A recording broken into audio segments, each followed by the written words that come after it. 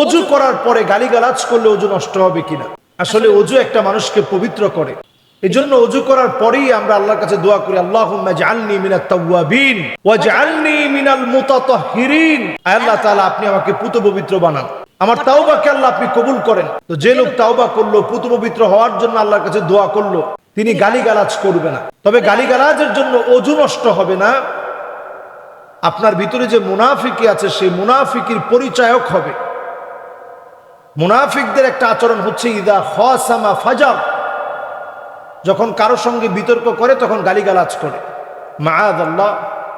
এজন্য আমরা আল্লাহর কাছে পানাহ চাইব, কোনোভাবেই যেন আমরা গালিগালাজ না করি, আমাদের আমলগুলো যেন আমরা নষ্ট না করি।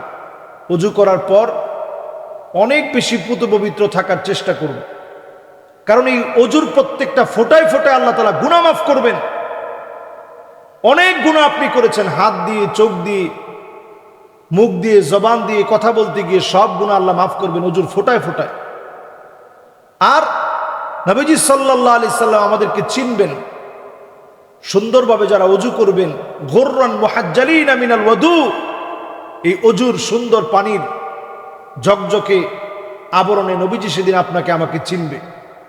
এজন্য আহসিন ওযুআক, যত সুন্দর করে পারেন ওযুটা করেন। ওযু যত সুন্দর করে করবেন, ওযু যত সুন্দর হবে আল্লাহ তাআলা তত দামি বানাবে।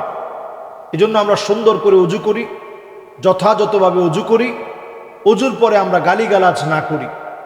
সব সময়ের জন্য গালিগালাজ পরিত্যক্ত। একজন মুমিন গালিগালাজ করতে পারে না।